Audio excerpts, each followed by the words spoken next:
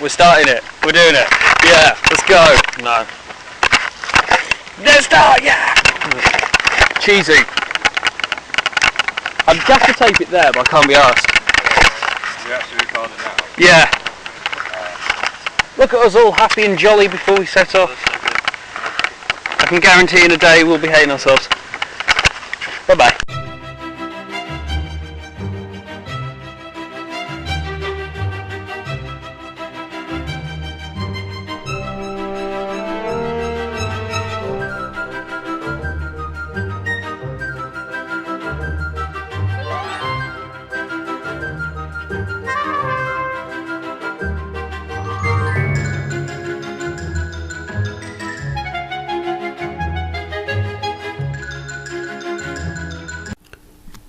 Using a trancher. When using a trancher, start by making sure you've picked a suitably safe place to set your trancher up where there is no debris and it is even so as not to be easily knocked over. Then you are able to set up your trancher.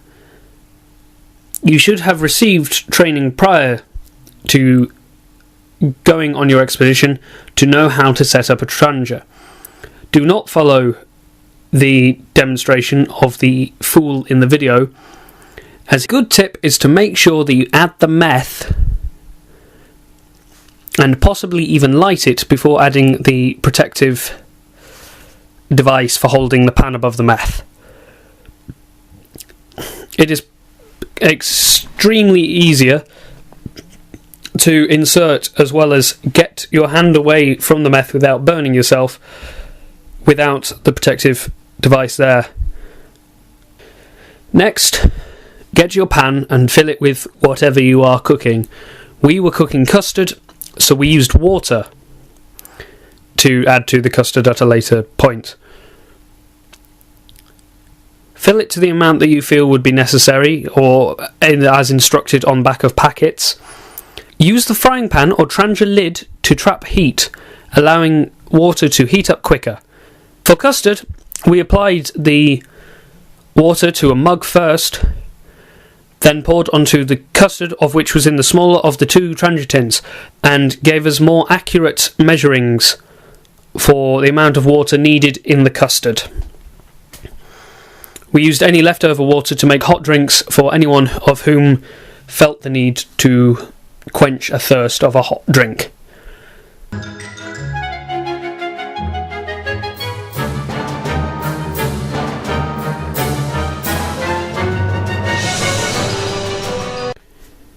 Setting up your tent. Firstly, before setting up your tent, if there is able room and it is dry, I would personally advise getting your tent out, spreading it and putting it in the three main sections: your outer tent, your inner tent, and your poles and pegs. This means that you know where everything is when you need it, and your inner tent gets a bit more time to air before you set it up. Assemble all of your poles. Therefore you know which pole is which, and you aren't guessing as you do it. Then apply your poles to your outer tent and set it up. Once you've done this, I would advise pegging it down. Before pegging it down, make sure that you have picked a flat area with minimal dimples and you are not on a slope to pitch your tent on. After this, peg down your tent. Essentially what you have just made is a large kite, so the best thing to do is get it pegged down quick. Make sure that your strings are very, very tight. The tighter the better. Then you start with your inner tent. Start at the back and work your way forward so as not to get yourself caught between the inner and outer tent, or to end up standing on the inner tent and breaking it. Make doubly sure that you have used every hook available to hook your inner to your outer, and that you haven't mishooked something and put one hook in the wrong hole. Once you have done this, outer air. Personally, I would do this by fully closing the tent, but having the mosquito net up as opposed to the full door. This prevents bugs from entering the tent and accumulating, which can cause havoc on a night time, especially if it's a warm night.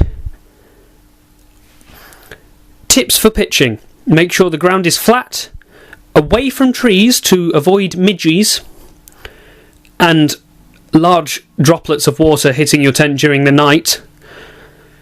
And there is no debris such as sticks, stones, and other sharp objects on the inside of the tent to prevent puncturing the inner tent whilst on the ground. Keeping morale up is almost a necessity. Here you see some students playing ultimate frisbee.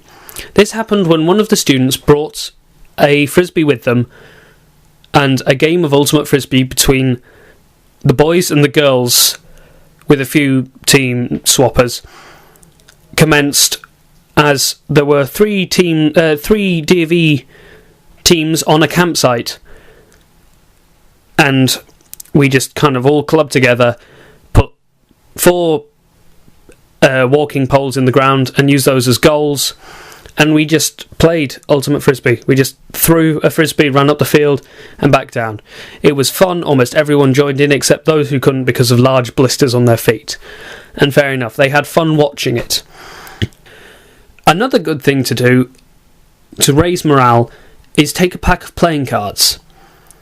Many a night was spent on our camp where everyone would come into one tent, open a bag of Haribo, and we would just play various different card games.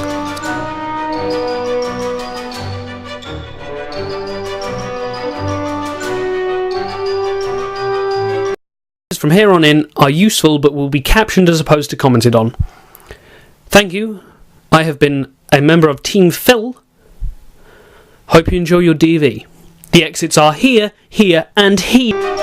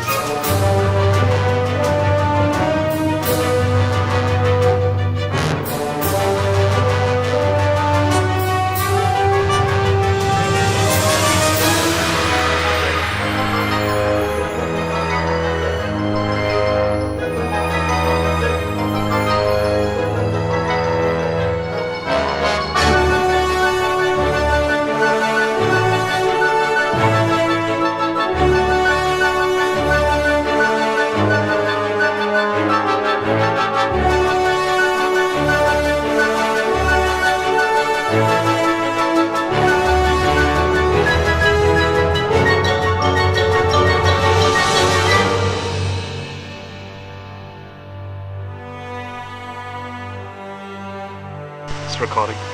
This is Hey Dan with Hey Dan's hat. You need one of these when it's sunny to stop you from getting sunburned, especially on your neck. As you can see, Hayden is protected. Give us a smile, Hayden. That's it, lad.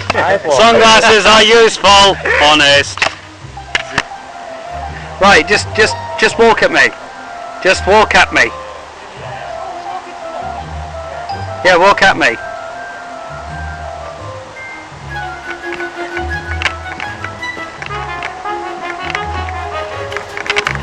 No, and get on the path, because there's a path, and use paths when necessary, or when accessible.